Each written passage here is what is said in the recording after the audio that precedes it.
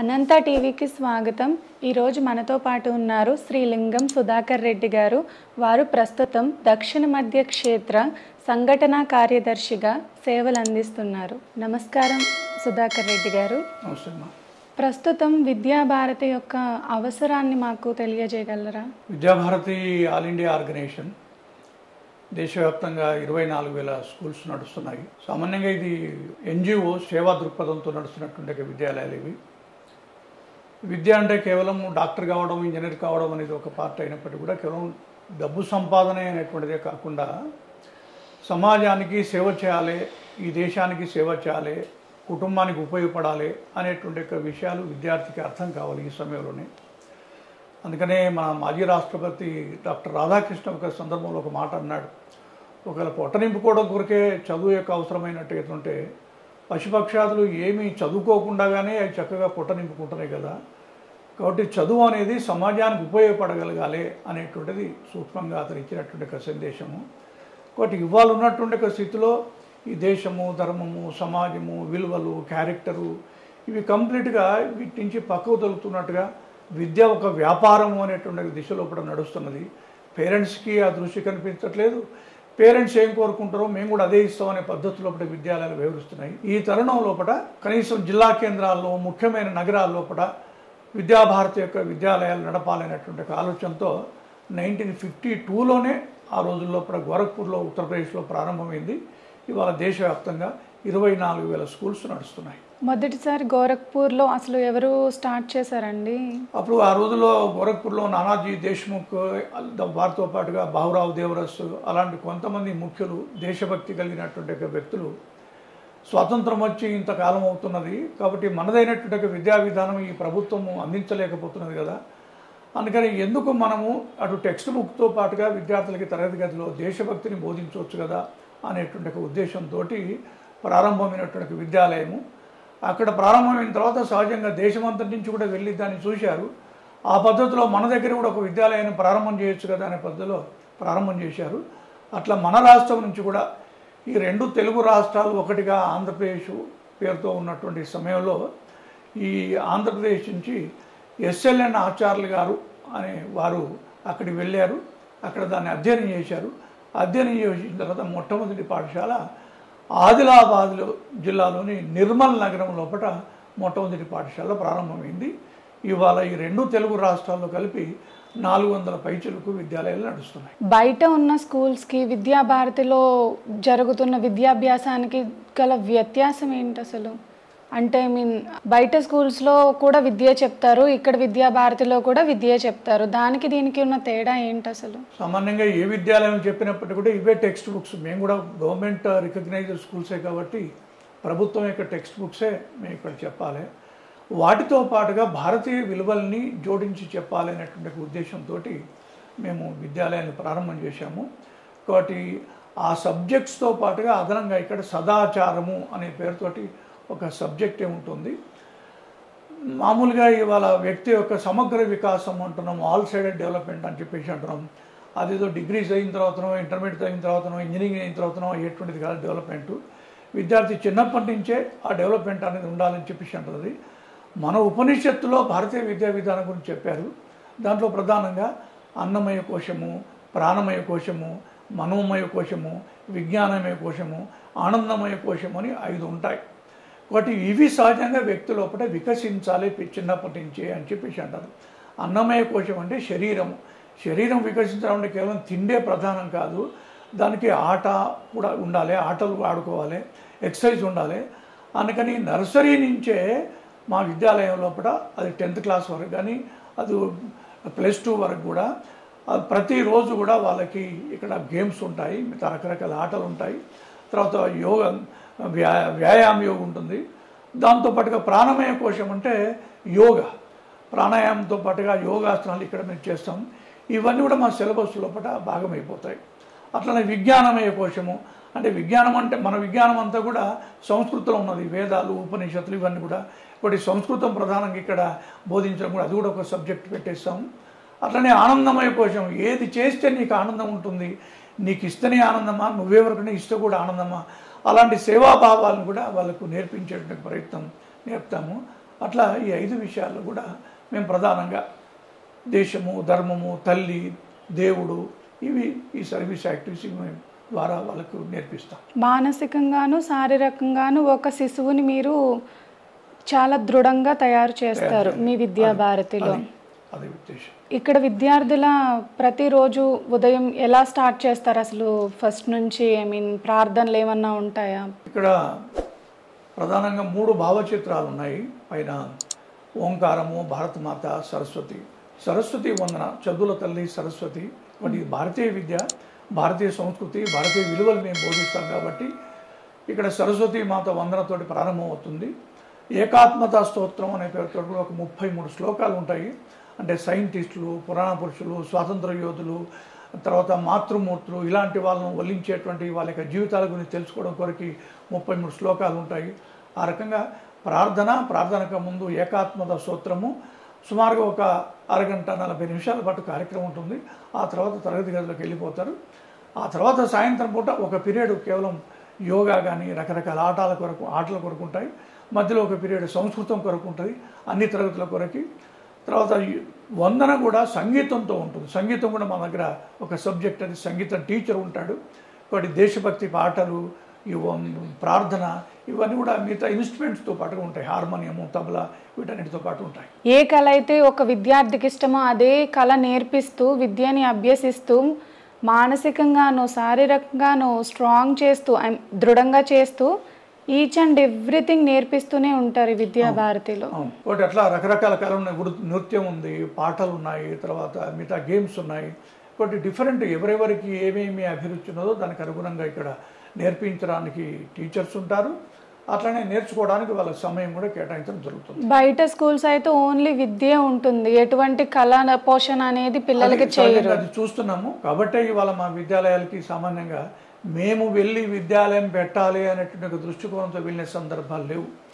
ఇక్కడ మా విద్యాలయం చూసినటువంటి వాళ్ళు మా నగరంలో కూడా ఒక విద్యాలయం పెడితే బాగుంటుంది కదా, మా గ్రామంలో కూడా ఒక విద్యాలయం పెడితే బాగుంటుంది కదా అని చెప్పేసి వాళ్ళు అక్కడ మన భూములు ఇవ్వడము, భవనాలు కట్టించడము, ఆ రకంగా వాళ్ళ సహకారంతో నడుస్తుంది తప్ప ఇంకోటి ఏంటంటే మా విద్యాలయాలు ఇవాళ ప్రభుత్వ విద్యాలయాలు కానీ ప్రైవేట్ విద్యాలయాలు కానీ పోటీగా పెట్టినటువంటి విద్యాలయాలు కాదు. ఇది ఒక మోడల్ విద్యాలయంగా ఉండాలి అని చెప్పేసి. రెండోది, మా విద్యాలయం మేమేదో బోధిస్తున్నాం, ఏదో సీక్రెట్ విషయాలని చెప్పి మేము అనుకోవట్లేదు. కాబట్టి మా విద్యాలయంలో ఏదైతే మేము బోధిస్తున్నామో అవి ప్రభుత్వ విద్యాలయంలో కానీ అటు ప్రైవేటు విద్యాలయంలో కానీ బోధించాలని మేము కోరుకుంటున్నాం. కాబట్టి ఆ టీచర్స్ని మేము ఇక్కడ తీసుకొస్తాము, మా స్కూల్ ఎట్లా ఉంది అని చూడమని చెప్పేసి అంటాము. మేము అక్కడికి వెళ్తాము. అవసరమైతే ఆ టీచర్స్ ఎవరైతే కోరుకుంటారో వాళ్ళకి మేము ట్రైనింగ్ ఇచ్చేస్తాము. మా సాహిత్యాన్ని కూడా వాళ్ళకి అందజేస్తాము. కాబట్టి మా విద్యాలయాలు ఒక మోడల్ స్కూల్గా ఉండాలి విద్యారంగంలో అనేటువంటి ఒక కాన్సెప్ట్ మేము ప్రారంభం చేశాం తప్ప ఇది వ్యాపారం పేరుతో ప్రారంభం చేసినటువంటి కావు.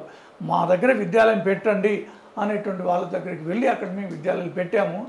ఆ రకంగా ఇవాళ ఈ 2 తెలుగు రాష్ట్రాల్లో కూడా సుమారు ఒక 400 విద్యాలయాలు ఉన్నాయి. ఆల్ ఇండియాలో ఎన్ని విద్యాలయాలు ఉన్నాయండి? దేశవ్యాప్తంగా విద్యాభారతి అఖిల భారతీయ శిక్షా సంస్థ ఇది ఆల్ ఇండియా ఆర్గనైజేషన్. ఒక్కొక్క రాష్ట్రంలో ఒక్కొక్క పేరుతోటి ఆర్గనైజేషన్స్ రిజిస్టర్ అయి ఉన్నాయి. ఈ రాష్ట్రంలో ఇప్పుడు తెలంగాణలో సరస్వతి విద్యాపీఠము హైదరాబాద్ అనే పేరుతోటి రిజిస్టర్డ్ అయింది ఆర్గనైజేషను. అట్లా ప్రక్కన ఆంధ్రప్రదేశ్లో విద్యాభారతి ఆంధ్రప్రదేశ్ అనే పేరుతో ఉంది. అట్లానే ఒరిస్సాలో కూడా శిక్షా వికాస్ సమితి ఉన్నాయి. ఈ స్టేట్ ఆర్గనైజేషన్స్ అన్నీ కూడా విద్యాభారతి ఆల్ ఇండియా ఆర్గనైజేషన్కి అఫిలియేటెడ్. అది ఢిల్లీ కేంద్రంగా ఉన్నాయి. అట్లా దేశవ్యాప్తంగా ఇవాళ 24,000 స్కూల్స్ ఉన్నాయి. అన్ని రాష్ట్రాల్లో ఉన్నాయి, అన్ని జిల్లాల్లో ఉన్నాయి. ఈ 24,000లో ఒక హాఫ్ ఆఫ్ ది స్కూల్స్ అనే 12,000 స్కూల్స్ సుమారుగా ఇవి ఫ్రీ ఎడ్యుకేషన్. అంటే ఇవాళ అడవి ప్రాంతాల్లో అట్లా నగరాలైనట్టు ఎత్తున స్లమ్ ఏరియాస్లో వాళ్ళకి చదువుకోవాలనేటువంటి ఒక స్పృహ పిల్లలకు కానీ చదివించాలనేది పేరెంట్స్ కానీ ఉండదు. అలాంటి చోటికి వెళ్ళి ఫ్రీగా సేవాభావంతో అక్కడ మేము పాఠశాల ప్రారంభం చేశాం. అవే సుమారుగా ఇవాళ 12,000 విద్యాలయాలు ఉన్నాయి. మధ్యాహ్న భోజన పథకాలు కూడా ఉంటాయండి. మధ్యాహ్నం భోజన పథకం అనేది ప్రభుత్వం నుంచి ఇచ్చినటువంటి ఫ్రీ భోజనం. అది ఇక్కడ మేము మధ్యాహ్న భోజనం అనేటువంటి ఉండదు. పిల్లలు వాళ్ళు దూరమైనట్టు ఎత్తుంటే వాళ్ళు బాక్స్ తీసుకొచ్చుకుంటారు. ఆ భోజన సమయంలో కూడా వాళ్ళకి అందరూ ఒకేసారి బాక్స్ ఓపెన్ చేసిన తర్వాత మొదటి ముద్ద అట్లా గోవులకు ఇవ్వాలని చెప్పేసి అరగ ఎవరైనా టిఫిన్ తీసుకున్నట్టయితుంటే వాళ్ళు కూడా హెల్ప్ చేసుకోవడం కొరకు అలా ఓపెన్ చేసిన తర్వాత అందరికీ భోజనం మంత్రం చేసిన తర్వాతనే భోజనం అందరూ ఒకేసారి తింటారు. అంటే భోజనం చేయడం కూడా ఒక సంస్కారమే. కలిసి భోజనం చేయడము, భోజనము అది కూడా ఒక దైవ స్వరూపము అనేటువంటి ఒక భావన వాళ్ళలో కలిగింపజేయడము, ఏ పదార్థం కూడా వేస్ట్ కావద్దు అనేటువంటిది.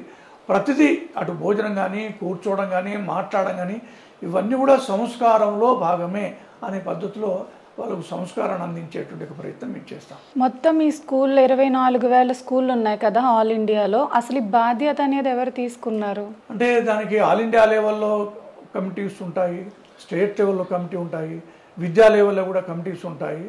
అట్లానే వివిధ విషయాలు ఉంటాయి. ఇందాక నేను చెప్పినట్టుగా అన్నమయ కోశం అంటే శారీరక, ప్రాణమయ కోశం అంటే యోగా, మనోమయ కోశం అంటే సంగీతము, విజ్ఞానమయ కోశం అంటే సంస్కృతము, ఆనందమయ కోశం అంటే సదాచారము అంటే మహాభారతము, నీతి కథలు, శ్లోకాలు, భగవద్గీత ఇవి చెప్పేటువంటి ఇలా ప్రతి సబ్జెక్ట్ ఈ విషయాలు కూడా మ్యాథ్స్, సైన్సు, ఇంగ్లీషు వాటి కొరకే కాకుండా దీంట్లో కూడా మేము ట్రైనింగ్ ఇచ్చేస్తాం. వీటి కూడా విషయ ప్రముఖులు ఉంటారు ఆల్ ఇండియా లెవెల్లో, స్టేట్ లెవెల్లో. అట్లానే స్కూల్ లెవెల్లో కూడా కమిటీస్ ఉంటాయి. వాళ్ళు ఇక్కడ ఏదో మిగులుతుంది తీసుకుపోవడం కొరకు కాకుండా దీనికి సపోర్ట్ చేయడం కొరకు, రిసోర్సెస్ని స్కూల్కి సపోర్ట్ చేయడం కొరకు ఆ రకంగా వివిధ కమిటీస్ ఉంటాయి. వాళ్ళు ఆ స్కూల్ నిర్వహించే బాధ్యత తీసుకుంటారు. విద్యాభారతిలో జాయిన్ అవ్వాలంటే అసలు అర్హతలు ఏముండాలి ఒక విద్యార్థికి? అంటే సామాన్యంగా ఇవాళ ప్రభుత్వానికి ఉండేటువంటి నియమాలే ఇక్కడ సామాన్యంగా అర్హతకు నియమాలు ఉన్నాయి. దాంతోపాటుగా మా విద్యాలయాల యొక్క ప్రత్యేకత ఏంటంటే శిశువాటిక అనే ఒకటి ఉన్నది. అంటే ఇవాళ జనరల్గా విద్యార్థిని పాఠశాలలో అడ్మిట్ చేయగానే వాడికి అక్షరాలు నేర్పించాలి, లేకుంటే బైహార్ట్ చేయించాలి, పుస్తకము, రాత, ఇతరత్ర అని చెప్పేసి. వాస్తవంగా మన కల్చర్ లేదంటే మన భారతీయ విద్యా విధానం ఏం చెప్తుందంటే ఆట పాటల ద్వారా వాడికి విద్యను అందించాలని చెప్పేసి అంటాం. అని ఇవాళ శిశువాటిక, ఉదయ్, అరుణ్ అనేటువంటి పేరుతోటి వాళ్ళకి ఈ 1వ తరగతి కంటే ముందు ప్రీ ప్రైమరీ అవుతున్నదో దాంట్లో ఇవన్నీ కూడా వాళ్ళకు సైన్స్ ఉంటుంది, వాళ్ళకి మ్యాథ్స్ ఉంటుంది, వాళ్ళకి భాష ఉంటుంది. అందులో రంగులు గుర్తించడము, రుచులు గుర్తించడము, సరిగా ఒక గీత పైన నడవడము, సరిగా కూర్చోవడము, మాట్లాడము, వినడము, చూడడము ఇవన్నీ కూడా అందులో వాళ్ళ శిక్షణలో భాగమే. ఇది శిశువాటిక అనేటువంటిది ఉన్నది. దీంతో పాటుగా శిశువాటికలో సామాన్యంగా మా పాఠశాలలో పేరెంట్ ఎడ్యుకేషన్ కూడా ఉంటుంది. మిగతా పాఠశాలలో కూడా పేరెంట్ ఎడ్యుకేషన్ ఉంటుంది, కానీ వాళ్ళు పీటీఎం పేరుతోటి టీచర్ పేరెంట్ మీటింగ్ అని చెప్పి వాళ్ళు పెడుతుంటారు. ఈ మ్యాథ్స్లో ఎందుకు మార్కులు తక్కువ వచ్చాయి, ఇంగ్లీష్లో మార్కులు ఏంటిది, ఇలా కేవలం సబ్జెక్ట్ ఓరియంటెడ్ అక్కడ ఉంటుంది. మేము విద్యార్థి యొక్క వికాసం ఓరియంటెడ్గా దాంతోపాటుగా వికాసం ఓరియంటెడ్గా పేరెంట్స్ మీటింగ్ పెడతాము. అట్లా ఫ్రమ్ 1st క్లాస్ నుంచి 10th క్లాస్ వరకు పేరెంట్స్ మీటింగ్ ఉన్నప్పటికీ విశేషంగా ఈ శిశువాటికకు ప్రధానంగా నవదంపతుల కార్యక్రమము, అట్లనే గర్భిణీ స్త్రీల యొక్క కార్యక్రమము, 0 to 1 year లోపు ఉండేటువంటి బేబీ వాళ్ళకి మదర్స్ కార్యక్రమము, తర్వాత మాతృమూర్తుల కార్యక్రమము, నానమ్మలు, తాతయ్యల కార్యక్రమము ఇవన్నీ కూడా రకరకాలుగా నిర్వహిస్తాం. కారణం ఏంటంటే శిశు వికాసము లేదా చదువు అనేది కేవలం పాఠశాలనే కాదు, అటు ఇంట్లో కూడా ఉంటుంది. అందుకని గర్హి విద్యాలయము, ఇల్లు కూడా విద్యాలయమే అనేటువంటి ఒక కాన్సెప్ట్ తోటి మేము పనిచేస్తున్నాం. మా విద్యాలయాలు ఇల్లు కూడా విద్యాలయమే అనుకున్నప్పుడు కేవలం టీచర్ బోధిస్తే సరిపోదు, తల్లికి విషయం ఏందో తెలవాలి, తండ్రికి తెలియాలి, ఇంట్లో ఉన్నటువంటి పెద్దలు నానమ్మ తాతయ్యకి కూడా తెలవాలి. అందుకని వాళ్ళు కూడా మేము ఎడ్యుకేషన్ ఇచ్చేస్తాం. అట్లనే విద్యార్థి వికాసం అనేది కేవలం పుట్టిన తర్వాత కాదు, గర్భంలో కూడా. అందుకని నవదంపతుల యొక్క కార్యక్రమము, ఇద్దరు యొక్క భార్యాభర్తల యొక్క మనస్సు ఎట్లా ఉంటే రాబోయే సంతానం ఎట్లా ఉంటుంది, గర్భిణీ స్త్రీ కూడా ఎలాంటి ఆలోచన, వీడియోస్ చూస్తుంది, లేదంటే సినిమా చూస్తుంటుంది, పుస్తకాలు చదువుతుంటుంది. ఆ సమయంలో ఎలాంటి సినిమాలు చూడాలి, ఎలాంటి పుస్తకాలు చదవాలి, ఇంట్లో కూడా ఎలాంటి వాతావరణం ఉండాలి, ఇవన్నీ కూడా ఎడ్యుకేషన్లో భాగమే. ఇవన్నీ కూడా మేము చెబుతుంటాము. అట్లా అందుకని పిల్లలతో పాటుగా వాళ్ళకు కూడా ఆటలు ఆడిస్తాం. పేరెంట్స్ కూడా ఎలాంటి ఆటలు ఆడించాలి, ఎలాంటి కథలు చెప్పాలి, ఇవన్నీ కూడా మన దగ్గర భాగము. అందుకని 1వ తరగతి నుంచి 10వ తరగతి వరకు వాళ్ళకు ప్రభుత్వ విధానం ప్రకారంగా మేము అడ్మిషన్ ఇచ్చినప్పటికీ ప్రీ ప్రైమరీ మా దగ్గర ప్రత్యేకమైన శిశువాటిక పేరెంట్స్ ఎడ్యుకేషన్ కూడా ఇంట్లో చక్కగా ఉంటుంది. విద్యాభారతిలో ప్రవేశించడానికి సరైన సమయం ఏంటండి? సామాన్యంగా ప్రభుత్వం అయితేనో జూన్లో 11వ తారీఖు అట్లా రీఓపెనింగ్ అని చెప్పేసి అంటాము. మా దగ్గర వసంత పంచమి రోజు నాడు అక్షరాభ్యాసం అనే పేరుతోటి అన్ని విద్యాలయాల్లో ప్రారంభమవుతుంది.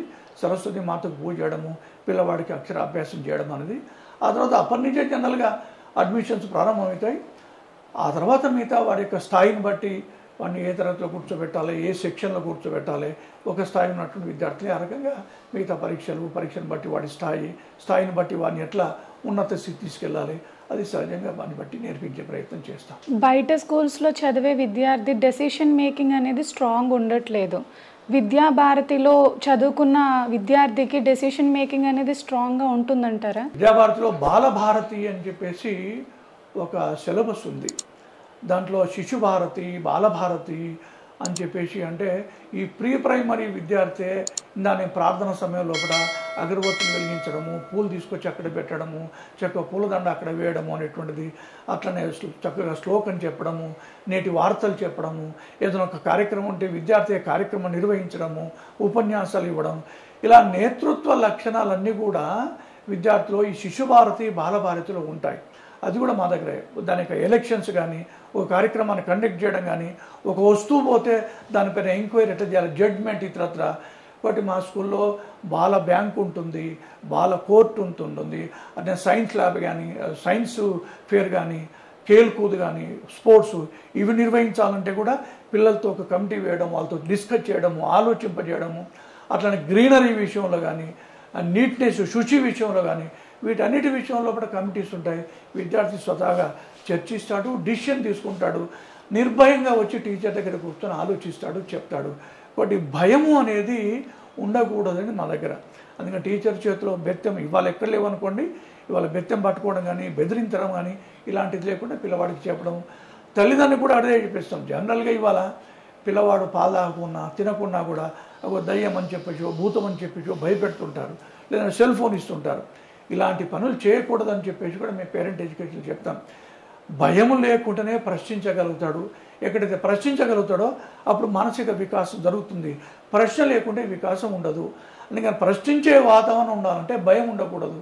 అలా వాటికి నేతృత్వ లక్షణాలు ఇతరత్ర వస్తుంటాయి. ఇక్కడ విద్యార్థులకు ఏమైనా ఆహార నియమాలు ఉన్నాయండి? కాబట్టి ఇందాక అన్నమయ కోశంలో శారీరకతో పాటుగా ఎలాంటి ఆహారం ఇవ్వాలి అనేది కూడా పేరెంట్ ఎడ్యుకేషన్లో మేము చెప్తాం. ఈ కురుకురే కానీ, లేకుంటే బయట అమ్మేటువంటి పదార్థాలు కానీ, ఇవి తినడం వల్ల పిల్లవాడి యొక్క శరీరంలో ఎలాంటి విపరీత పరిణామాలు వచ్చేస్తాయి. రెండు ఏంటంటే కూడా వాళ్ళ రీసెర్చ్ కూడా చాలా వచ్చేస్తున్నాయి ఇవాళ. దాంట్లో తల్లి ప్రేమతో వండి పెట్టి తినిపించడం వల్ల వచ్చేటువంటి పరిణామం పిల్లవాళ్ళలో, మార్కెట్లో ఏది దొరికితే అది కొనుక్కొని తినడం వల్ల వచ్చిన పరిణామం ఈ రెండిట్లో కూడా డిఫరెంట్ ఉంటుంది. అందుకని కూల్ డ్రింక్స్ కానీ, లేకుంటే ఈ తిను పదార్థాలు బయట కొనుక్కోవడం కానీ, ఈ చాక్లెట్లు కానీ, ఇది ఎంత మేరకు దూరం ఉంటే అంత మంచిది. తల్లే ప్రేమతో వండి పెట్టాలి. అనవసరమైన తిను పదార్థాలు బయట కొని ఇవ్వకూడదు. దీనివల్ల ఆరోగ్యం లాంగ్ రేంజ్లో కూడా ఎలాంటి ప్రభావం ఉంటుంది అనేది పేరెంట్ ఎడ్యుకేషన్లో ఉంటుంది. పిల్లవాళ్ళకు కూడా చెప్పేస్తాం మేము. ఖచ్చితంగా విద్యాభారతిలో శాకాహారులే ఉండాలండి. ఈ శాకాహారము, మాంసాహారం ప్రత్యేకంగా మేము బోధించము. ఏ ఆహారం వల్ల ఆరోగ్యం ఏది బాగుంటుంది, ఇది మాంసాహారం తింటున్నాం కాబట్టి ప్రవేశించొద్దని తప్పకుండా శాకాహారం తినాలను ఆ ప్రెజర్ చేయము. వాళ్ళ జ్ఞానాన్ని కలిగింపజేస్తాం. దేనివల్ల ఏ విటమిన్స్ శరీరానికి ఏది మంచి అని చెప్తాం తప్ప అది వద్దు, ఇది వద్దు, అది నిషేధము, అలా ఇంట్లోకి రానివ్వకూడదు, అది తినవాళ్ళు రాకూడదు అని చెప్పేసి ఆ పనిష్మెంట్ లాంటిది ఉండదు.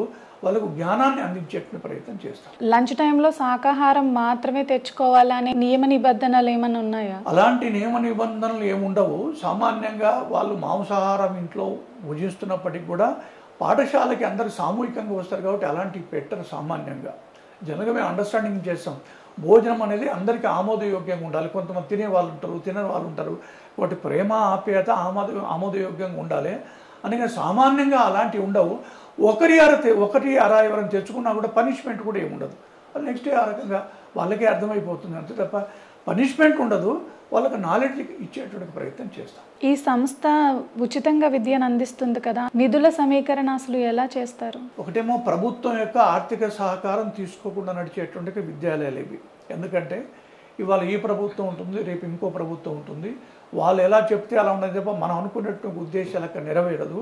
అందుకని ఎలాంటి పొలిటికల్ ఒత్తిడి దీనిపైన ఉండకూడదు అనే దాంట్లో ఇది ఒక స్వచ్ఛంద సంస్థగా ఉన్నది. ఇదొకటి. రెండోదేమో అందరికీ విద్య అని చెప్పేసి అనుకున్నప్పుడు ఇవాళ అడవి ప్రాంతాల్లో స్లమ్ ఏరియాలో ఉండేటువంటి వాళ్ళకు ఉన్నారు.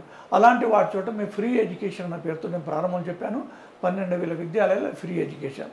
దాంతోపాటుగా అలాంటి విద్యార్థుల కొరకు కొన్ని ఉచితంగా రెసిడెన్షియల్ స్కూల్స్ కూడా ఉన్నాయి. ఇవాళ భద్రాచలంలో ఉంది హై స్కూల్ వరకు, అలానే పాల్వంచి దగ్గర ములకలపల్లి ఉంది, పాడేరు దగ్గర ఒకటి ఉంది.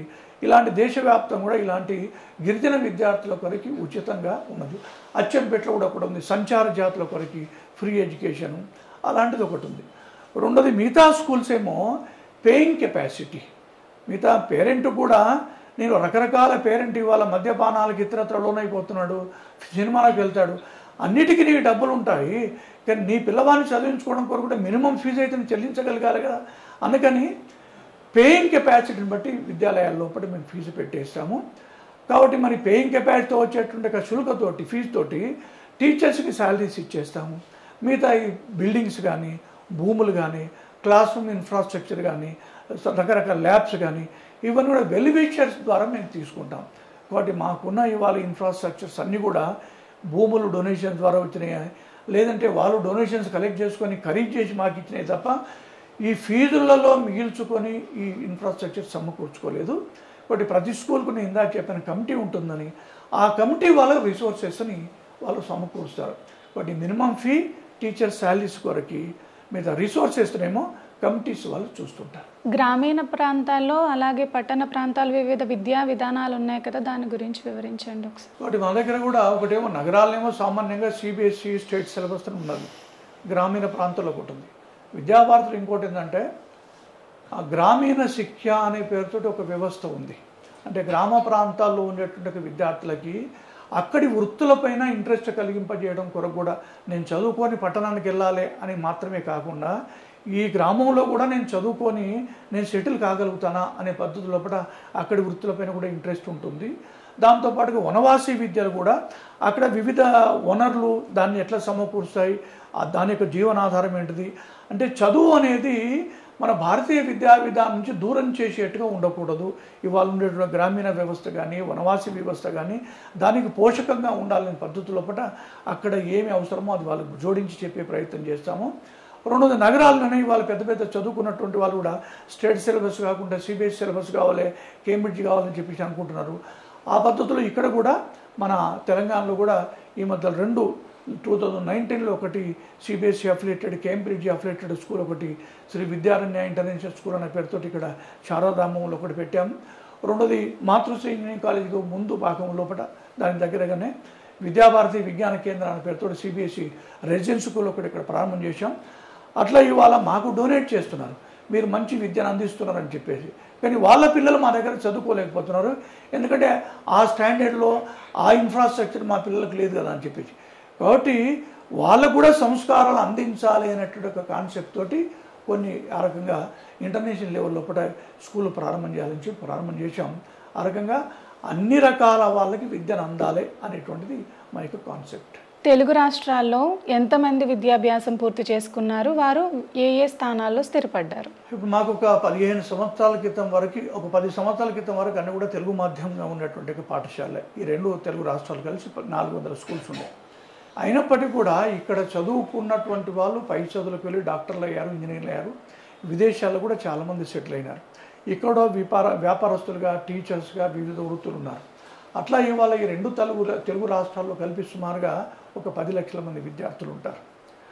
దాంతోపాటుగా ఇవాళ చదువుకున్నటువంటి వాళ్ళు విద్యార్థులు కూడా ఉన్నారు. కాబట్టి ఇవాళ హైదరాబాద్ టౌన్ లాంటి వాళ్ళు వెళ్తే ఏ హాస్పిటల్ వెళ్ళినప్పటికీ కూడా, లేకుంటే ఏ సోషల్ మీడియాకి వెళ్ళినా, లేకుంటే ప్రింట్ మీడియాకి వెళ్ళినా, ఈ మీడియా వ్యవస్థలో కానీ అన్ని వ్యవస్థ, టీచింగ్ ప్రొఫెషన్లో కానీ అన్ని చోట్ల కూడా ఇవాళ సరస్వతి శిశు మందిర్లో విద్యాభారతి అఫిలియేషన్ స్కూల్లో కూడా చదువుకున్నటువంటి విద్యార్థులు ఉన్నారు. కాబట్టి ఆ రకంగా లక్షలాది మంది వెళ్ళి వాళ్ళు సెటిల్ అయినటువంటి వాళ్ళు విదేశాల్లో కూడా ఉన్నారు చాలామంది. పూర్వ విద్యార్థులకు ఏమైనా సమావేశాలు అలాంటివి ఏమైనా పెడతారండి? మా విద్యాభారతి కాన్సెప్ట్లో పిల్లవాడికి చదువు అయిపోయింది కాబట్టి ఇక వాడితో మాకు సంబంధం లేదు అనేటువంటి డిటాచ్మెంట్ ఏమి ఉండదు. సామాన్యంగా తరగతి గదిలో దేశ నిర్మాణం అని చెప్పేసి అంటుంటాం. వాడు 10వ తరగతి వరకు చదివాడు, 10వ తరగతి వరకు చదివాడు, బయటకు వెళ్ళాడు, అప్పటికే దేశ నిర్మాణం కాన్సెప్ట్ వాడికి ఎట్లా వచ్చేస్తుంది, తర్వాత సమాజం యొక్క ప్రభావం కూడా వాడి మీద పడుతుంది కదా. అందుకని మా దగ్గర 10వ తరగతి వరకు చదువుకున్నా, 7వ తరగతి వరకు చదువుకున్నా కూడా వాడి మొత్తం డాటా అంతా కూడా మా దగ్గర ఉంటుంది. ఆయన లైఫ్లో సెటిల్ అయిన తర్వాత కూడా సంవత్సరానికి ఒకసారి ఇక్కడ పూర్వ విద్యార్థుల కార్యక్రమం అనే పేరుతోటి సమ్మేళనాలు ఇతరత్ర పెడతాము. ఆ పూర్వ విద్యార్థులు సెటిల్ అయినటువంటి వాళ్ళు కూడా విద్యాలయ కమిటీలో ఉంటారు, రకరకాల సర్వీసెస్లో ఉంటారు. అంటే ఇవాళ దేశానికి నువ్వు ఏ రకంగా ఉపయోగపడగలుగుతున్నావు అనేటువంటి ఒక మోటివేషన్ కూడా సందర్భోచితంగా వాళ్ళ సమావేశాలు జరుగుతుంటాయి. ఈ మధ్యనే 2019లో ఇదే శారదాధామం లోపల ఒక డేలాంగ్ ప్రోగ్రాం జరిగింది.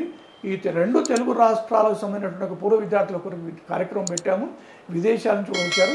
ఒక 22,000 మంది విద్యార్థులు కార్యక్రమంలో పాల్గొన్నారు. ఆర్ఎస్ఎస్ యొక్క చీఫ్ సరసంఘ చాలక్ గారు మోహన్ భాగవత్ గారు వచ్చారు, డేలాంగ్ ఉన్నారు. వారికి మంచి దిశానిర్దేశం చేశారు. ఆ రకంగా ప్రతి స్కూల్ కూడా పూర్వ విద్యార్థుల కమిటీ అనే పేరుతో కూడా ఉంటుంది, ఒక కమిటీ ఉంటుంది. ఎవ్రీ ఇయర్ వాళ్ళ కార్యక్రమాలు జరుగుతాయి. వాళ్ళ సాహిత్యం కూడా ఇస్తాం మేము. కాబట్టి సమాజంలో ఒక బాధ్యతాయుతమైనటువంటి ఒక పౌరుడిగా నిలబడడం కొరకు, జీవించడం కొరకు కావాల్సినటువంటి మోటివేషన్ వాళ్ళకి ఇచ్చే ప్రయత్నం చేస్తుంటాం మేము. ప్రభుత్వ పాఠశాలలో ఇంగ్లీష్ బోధన చర్చ నడుస్తుంది కదండి. ఇప్పుడు దాని గురించి మీరు ఏమైనా నిర్ణయాలు తీసుకుంటున్నారు? విద్యాభారతిలో ఏమైనా ఇలాంటివి పెట్టాలి అని ఏమైనా అనుకుంటున్నారా? వాస్తవంగా విద్యాభారతి యొక్క కాన్సెప్ట్ మాతృభాషలో విద్యాబోధన, నాట్ ఓన్లీ విద్యాభారతి, ప్రపంచవ్యాప్తంగా అందరి యొక్క ఉద్దేశాలు కానీ సర్వేలు కానీ చెప్తున్నదంటే కనీసం స్కూల్ ఎడ్యుకేషన్ మాతృభాషలో ఉండాలి. అప్పుడు మాత్రమే పిల్లవాడు అన్నీ గ్రహించగలుగుతాడు. పిల్లవాడికి ఎన్ని భాషలైనా నేర్చుకునేటువంటి ఒక శక్తి ఉంది, కానీ మాతృభాషలో స్కూల్ ఎడ్యుకేషన్ ఉండాలి అనేటువంటి కాన్సెప్ట్ ఉంది. కానీ ఇవాళ ఇన్ పర్టికులర్గా మన 2 తెలుగు రాష్ట్రాల లోపల ఇవాళ ఇంగ్లీష్ మీడియం అనేది ఒక స్టేటస్ అయిపోయింది. ఇంగ్లీష్లో చదువుకోకపోతే చదివే కాదనే పద్ధతిలో ఉంది. అందుకని మేము కూడా గడిచిన కొన్ని సంవత్సరాల క్రితం వరకు మాతృభాషలో ఉన్నటువంటి వాళ్ళము ఇంగ్లీష్ మీడియానికి మేము టర్న్ అయ్యాం. కాబట్టి దాని పరిణామాలు ఇవాళ మనం చూస్తున్నాము. ఇంగ్లీష్ మీడియము దానిపైన కామెంట్ చేయడం కాదు. అబ్దుల్ కలాం గారిని ఒక సందర్భంలో ప్రశ్న వేస్తే ఒక 5వ తరగతి 6వ తరగతి పిల్లవాడు ఈ వరల్డ్లో మొదటి సైంటిస్ట్ ఎవరు అని చెప్పేసి ఒక పాప ప్రశ్నించింది. బహుశా 5వ తరగతి పాప 6వ తరగతి పాప. దానికి అబ్దుల్ కలాం చెప్పినటువంటి ఆన్సర్ ఏంటంటే అసలు సైన్స్ ఎక్కడ పుడుతుంది అని ఇలా అడుగుతూ ఎవడైతే ప్రశ్నించగలుగుతాడో వాడే సైంటిస్ట్ అవుతాడు. ఎవడు ప్రశ్నించగలుగుతాడు అంటే మాతృభాషలో చదువుతున్నటువంటి మాత్రమే ప్రశ్నించగలుగుతాడు. లేకుంటే ఆ మధ్య ఆంధ్రజ్యోతిలో ఒక న్యూస్ ఐటమ్ వచ్చింది. స్కూల్కు బస్సులో వెళ్తుండగా ఆ అమ్మాయికి ఏదో కుట్టింది, కన్ను బాగా ఎర్రబడింది. సాయంత్రం ఇంటికి వచ్చిన తర్వాత వాళ్ళ అమ్మ అడిగింది, ఏమమ్మా ఎందుకు కన్ను ఎర్రబడింది అని చెప్పేసి అంటే, నేను స్కూల్కి వెళుతుంటే ఏదో ఒక పురుగు వచ్చి కుట్టిందమ్మా, బాగా ఎర్రబడింది, నీళ్ళు కారుతున్నాయంటే, మరి మీ ప్రిన్సిపాల్తో చెప్పలేకపోయినావా? లేదంటే నాకు చెప్పినా నేను వచ్చి తీసుకెళ్ళాం కదా, నువ్వు నాకు ఎందుకు చెప్పలేదంటే, మా స్కూల్లో నేను మాట్లాడాలంటే ఇంగ్లీష్లో మాట్లాడాలమ్మా, ఆ పురుగుని ఇంగ్లీష్లో ఏమంటారో నాకు తెలియదు కదా, అందుకే నేను చెప్పలేదు కదా. అంటే భావస్వేచ్ఛ, ఒక మాట్లాడాలి అడగాలంటే ఆ భాషలో అయితే తప్ప నువ్వు అడుగు, లేకుంటే లేదు అన్నటువంటి ఒక రిస్ట్రిక్ట్ పెట్టడం వల్ల వాడికి ఆలోచన శక్తి తగ్గిపోతున్నది. అందుకని భాషకు వ్యతిరేకం కాదు, వాడి భావన సహజంగా మాతృభాషలో ఉంటుంది. అందుకని అది జరగాలి. కానీ దురదృష్టం ఏంటంటే ప్రభుత్వానికంటే ముందు పేరెంట్స్ ఇంగ్లీష్ మీడియం అయితేనే పంపుతాము అనేటువంటి నిర్ణయానికి వచ్చినప్పుడు ఇవాళ ప్రభుత్వాలే అటువైపు వెళ్తున్నాయి. అందుకని సహజంగా విద్యాభారతి కూడా అటువైపు వెళ్తున్నది. అందుకని ఇప్పటికైనా ఇప్పుడు నూతన విద్యా విధానం, జాతీయ విద్యా విధానం వచ్చింది 2020. ఇవాళ మోడీ గవర్నమెంటు ఆ జాతీయ విద్యా విధానంలో ప్రధానంగా ఉద్దేశం ఏంటంటే భారత్ సెంట్రిక్ ఎడ్యుకేషన్ ఒకటైతే, రెండోది మాతృభాషలో విద్య, అవసరమైతే డిగ్రీలో కూడా, ఇంజనీరింగ్ కోర్సులో కూడా, మెడిసిన్లో కూడా మాతృభాషలో విద్య ఉండాలని ఒక ప్రయోగం జరుగుతున్నది. అది పేరెంట్సు, సమాజము, రాష్ట్ర ప్రభుత్వాలు ఒప్పుకుంటే అంతకు మించినటువంటి ఆలోచన మరొకట్లేదు. ఇవాళ చైనా కానీ, జర్మనీ కానీ, ఇవాళ అభివృద్ధి చెందిన దేశాలన్నింటిలో కూడా మాతృభాషలో విద్య ఉంది. మీ విద్యా విధానానికి అనుగుణంగా ఉండాలంటే టీచర్స్ని మీరు ఎలా తయారు చేస్తారండి? సామాన్యంగా మా ఇవి రికగ్నైజ్ స్కూల్సే కాబట్టి నేను మా విద్యాలయాల్లో పనిచేయాలన్నా బిఎడ్, డిఎడ్ టీచర్ ట్రైనింగ్ కావాల్సిందే. అయితే మా సిద్ధాంతానికి అనుగుణంగా వాళ్ళు పంచుకోవడం కొరకు ప్రతి సంవత్సరం వేసవిలో ఒక 20 రోజుల పాటు ఇక్కడ రెసిడెన్షియల్ ట్రైనింగ్ క్యాంప్ ఉంటుంది టీచర్స్కి. ఎవరైనా సరే ప్రథమంగా ఇక్కడికి వచ్చి ట్రైనింగ్ పొందాల్సిందే. ఆ తర్వాత ఒక సంవత్సరం పని చేసిన తర్వాత మళ్ళీ సెకండ్ ఇయర్ కూడా ఇక్కడ టీచర్స్కి ట్రైనింగ్ ఉంటుంది. అట్లా మేము వాళ్ళని తర్వాత 5 సంవత్సరాలకు ఒకసారి, 3 సంవత్సరాలకు ఒకసారి, ఎవ్రీ ఇయర్ కూడా రకరకాలుగా శిక్షణా పద్ధతులు ఇక్కడ ఉన్న టీచర్స్కి వాళ్ళకి అందజేస్తాం. రెండోది ఏంటంటే ఇక్కడ అసలు మేము టీచర్స్ని టీచర్స్ అని చెప్పి ఈ శబ్దం మేము ఉపయోగించాం. ఆచార్య, మాతాజీ, గురూజీ అనే శబ్దాన్ని మేము ఉపయోగించేస్తాం. కారణం ఏంటంటే పిల్లవాళ్ళకి విలువలు అనేది చెబితే రావు, చూసి నేర్చుకుంటారు అని. ఇక్కడ చూడడం అనేది ఇంట్లో తల్లిని తండ్రిని చూస్తారు, ఇక్కడ ప్రత్యక్షంగా బోధించేటువంటి టీచర్ని చూస్తారు. అందుకని నువ్వు నా పర్సనల్ లైఫ్ ఎట్లా ఉన్నా సరే నేను చెప్తున్నాను, సబ్జెక్టులు సిలబస్లో ఉంది కాబట్టి అని కాకుండా ఏది బోధిస్తావో ఏది చెప్తావో అది నువ్వు అనుసరించాలి జీవితంలో అనేది ప్రధానమైనటువంటి కాన్సెప్ట్ మాకు. అందుకని ఈ 20 రోజుల పాటు ట్రైనింగ్లో దాంట్లో మేము ఇక్కడ సుమారుగా ఉదయం 4 గంటల నుంచి రాత్రి 10 గంటల వరకు అన్నీ కూడా ట్రైనింగ్లో భాగంగా ఇక్కడ మేము నేర్పిస్తాము. ఏమేమి నేర్పిస్తారు ట్రైనింగ్లో? అంటే శారీరక ఉంటుంది, యోగా ఉంటుంది, వివిధ కళలు ఉంటాయి, క్లాస్ రూమ్లో సబ్జెక్ట్స్ పైన నేర్పిస్తాము, ప్రత్యక్షంగా పిల్లల్ని కూర్చోబెడతాము. ఇక్కడ ఆ రకంగా వాళ్ళకి ట్రైనింగ్ ఇచ్చే ప్రయత్నం చేస్తాం. ఈ క్యాంపస్లో జరుగుతున్న స్కిల్ డెవలప్మెంట్ గురించి వివరించండి. మొత్తం విద్యాభారతికి నేను ఇందా చెప్పినట్టుగా 12,000 సేవాభారతిగా సేవా సర్వీస్ మోటోతో కాకుండా మిగతా 12,000 స్కూల్స్ నడుస్తున్నాయి కదా.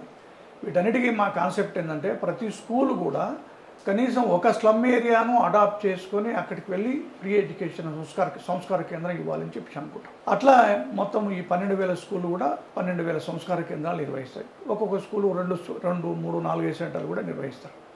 ఇట్లా ఈ శారదాధామం కేంద్రంగా ఈ టౌన్లో మాకు 30 స్కూల్స్ ఉన్నాయి. సుమారుగా ఒక 50 స్లమ్ ఏరియాస్లో కూడా మాకు కార్యక్రమాలు జరుగుతున్నాయి, సంస్కార కేంద్రాలు. అక్కడ ఉండేటువంటి విద్యార్థులు 2 గంటల సేపు సంస్కార కేంద్రానికి వచ్చినప్పటికీ వాళ్ళు అక్కడ స్థానికంగా ప్రభుత్వ పాఠశాలలో చదువుకుంటారు. వాళ్ళు 7వ తరగతిలో ఆగిపోయినటువంటి వాళ్ళు కొంతమంది ఉంటారు, 10వ తరగతిలో ఆగిపోయినటువంటి వాళ్ళు కొంతమంది ఉంటారు. కాబట్టి వాళ్ళకి లైఫ్లో సెటిల్ కావాలంటే ఇక్కడ కంప్యూటర్ ట్రైనింగ్ కానీ లేకుంటే రకరకాల ట్రైనింగ్, ఆఫీస్ మేనేజ్మెంట్ కానీ, రిసెప్షన్ కానీ ఇవన్నీ కూడా వాళ్ళకు మేనేజ్మెంట్ ట్రైనింగ్ ఇవ్వాలనేటువంటి ఉద్దేశంతో ఈ క్యాంపస్ లోపల శారదాధామం ఈ క్యాంపస్ లోపల 15 ఎకరాల భూమి ఉంది. ఇక్కడ ఒక బిల్డింగ్ అది మన భారత్ ఎలక్ట్రానిక్స్ వాళ్ళు సిఎస్ఆర్ ఫండ్స్ తోటి ఒక భవనం నిర్మాణం చేసి ఇచ్చారు. అందులో మేము ఇక్కడ వాళ్ళకు ట్రైనింగ్ ఇస్తున్నాము. స్లమ్ ఏరియాస్లో ఉండేటువంటి డ్రాప్ అవుట్స్ అంటారు కదా, వాళ్ళకి మేము ఇచ్చేస్తున్నాము. ఇది 2nd బ్యాచ్. ఇక్కడ కార్యక్రమాలు బాగా జరుగుతున్నాయి. విద్యాభారతి యొక్క మైల్ స్టోన్స్ ఏంటండి? విద్యాభారతి నేను చెప్పాను, మొట్టమొదటి విద్యాలయము 1952లో అని చెప్పేసి అన్నాను. ఇవాళ 24,000 విద్యాలయాలు నడుస్తున్నాయని చెప్పేసి అన్నాం.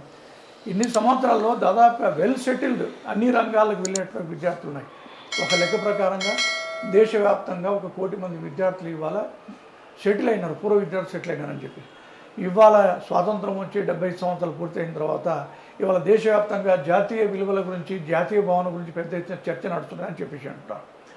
కారణం ఏదైనప్పటికీ కూడా మా విద్యాలయాల్లో చదువుకున్నటువంటి విద్యార్థులు కూడా డాక్టర్స్గా, కలెక్టర్స్గా, ఇంజనీర్స్గా, టీచర్స్గా, లెక్చరర్స్గా ఉన్నటువంటి వాళ్ళు ఇలాంటి జాతీయ భావాలతో ఇవాళ వాళ్ళు అక్కడ పనిచేస్తున్నారు. కాబట్టే ఇవాళ స్వర్ణోత్సవాల పేరుతో మనం ముందుకు వెళ్తున్న ఈ సమయం లోపల దేశము, ధర్మము, సమాజము, విలువ అనేటువంటి ఒక చర్చ పెద్ద ఎత్తున జరుగుతున్నది.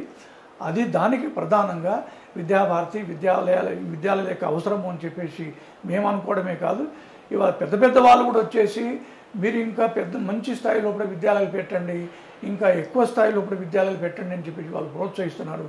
ఈ మధ్యలోనే యశోద హాస్పిటల్స్ వాళ్ళు కూడా వచ్చేసారు. మేము అవసరమైతే ఒక 10 కోట్లు మేము ఇచ్చేస్తాము, ఇలాంటి విద్యాలయం ఇంకో 4 చోట్ల పెట్టండి, అలా ఎవ్రీ ఇయర్ మేము ఇస్తామని చెప్పేసి అంటున్నారు.